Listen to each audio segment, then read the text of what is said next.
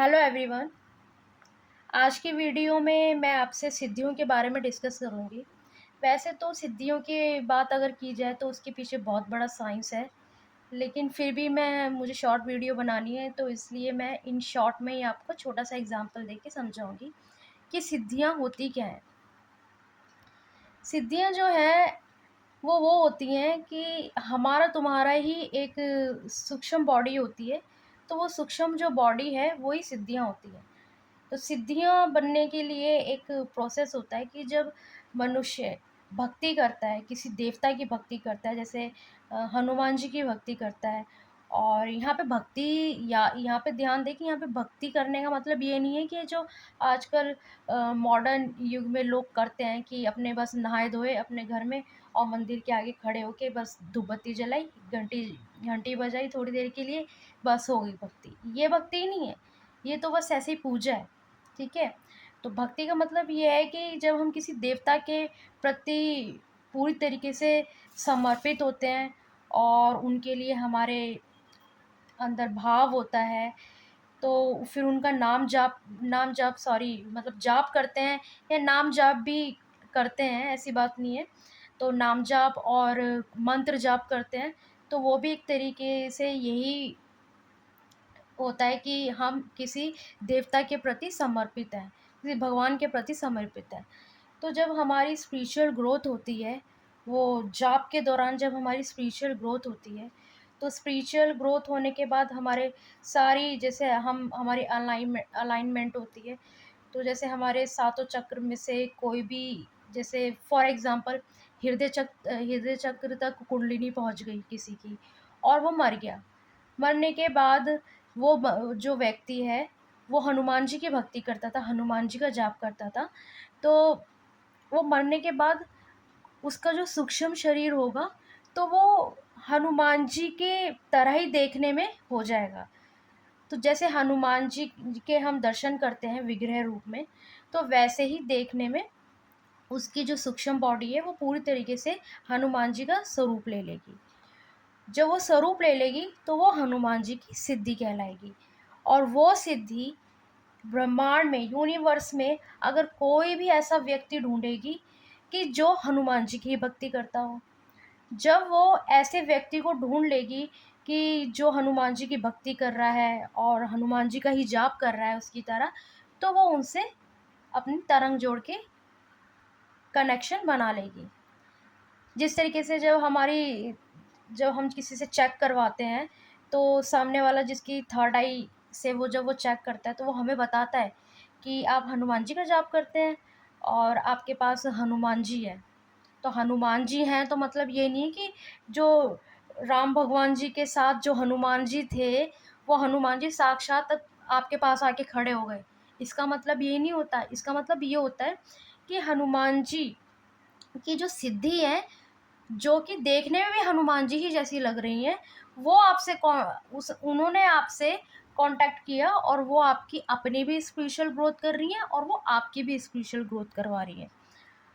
तो इस तरीके से सिद्धियाँ काम करती हैं। तो सिद्धियाँ भी अलग-अलग टाइप की होती हैं। टाइप का मतलब मेरा यहाँ पे ये है कि जिसकी बहुत ज़्यादा स्पिरिचुअल ग्रोथ हो जाती है, जो बिल्कुल ही क्राउन चक्रा से ऊपर चला जाता है, तो वो सिद्धियाँ अलग होती हैं। बहुत सी सिद्धियाँ होती हैं कि रूट चक्रा की शक्तियाँ होती हैं उनके पास। तो ये बहुत बहुत इन डिटेल टॉपिक है, लेकिन फिर भी मेरे को शॉर्ट वीडियो बनानी है, तो मैं आपसे छोटा-सा एग्ज़ाम्पल देके मैंने आपको सिद्धि के बारे में समझाया है। बाकी आगे मैं वीडियो जो भी बनाऊँगी तो उसमें आपको मैं क्लियर करती रहूँगी। बहुत सी सिद्धियाँ तामसिक भी होती हैं, बहुत सी सिद्धियाँ सात्विक भी होती हैं।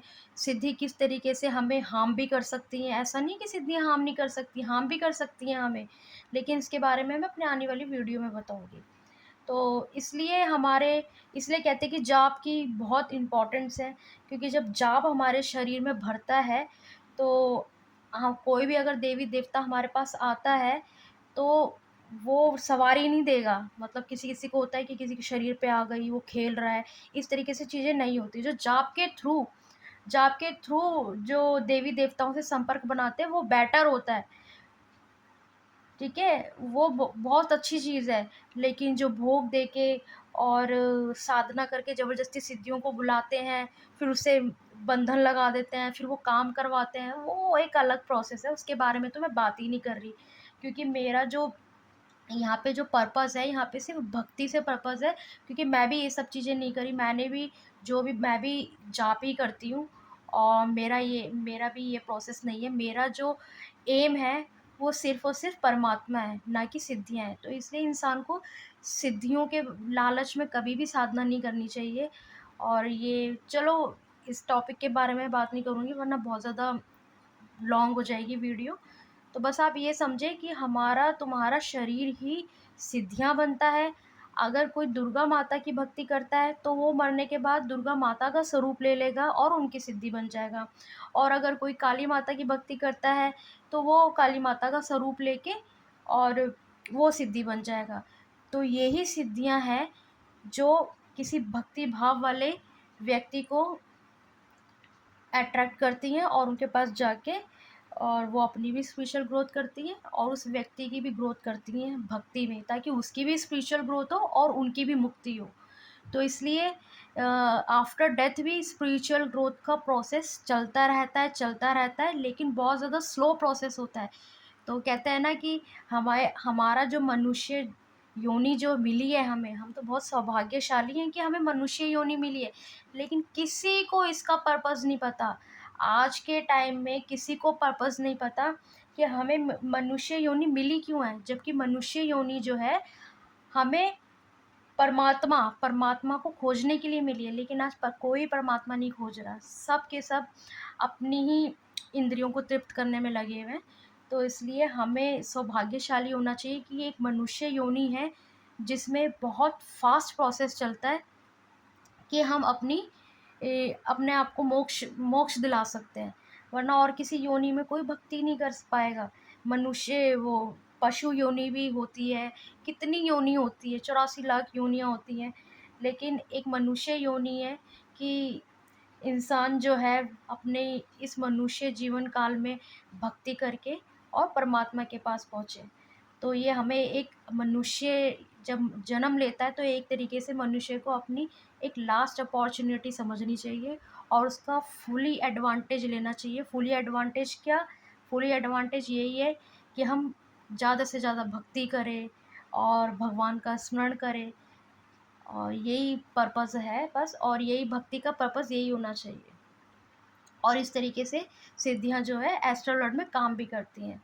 तो इसलिए ये बहुत इम्पॉर्टेंट चीज़ है कि जब हम किसी की भक्ति करते हैं या हनुमान जी का जाप कर रहे हैं, तो एक जाप कोई भी एक मंत्र चूज़ कर सकते हैं आप, और एक मंत्र से आपके पास सारे देवी-देवताएँ आएँगे। ऐसा नहीं है कि आप हनुमान जी का मंत्र कर रहे हो तो हनुमान जी आएँगे, या शिव जी का मंत्र कर रहे हो तो शिव भगवान ही आएँगे, ऐसा नहीं है। आप कोई भी अपना एक फ़ेवरेट मंत्र ले सकते हो और उस मंत्र से अपनी स्पिरिचुअल ग्रोथ कर सकते हो, और आप काफ़ी स्पिरिचुअल ग्रोथ कर सकते हो, और सभी देवी-देवता आपके पास आएँगे, और जितने भी सूफ़ी संत हैं, जितने भी हैं, सब आपसे कॉन्टैक्ट करेंगे।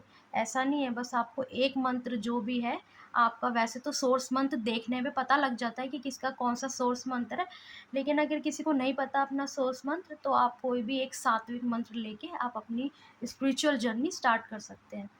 और बस इतना मैंने बताया है, क्योंकि वीडियो बहुत ज़्यादा लॉन्ग हो रही है, तो मैं इस वीडियो को यहीं पे ख़त्म करती हूँ।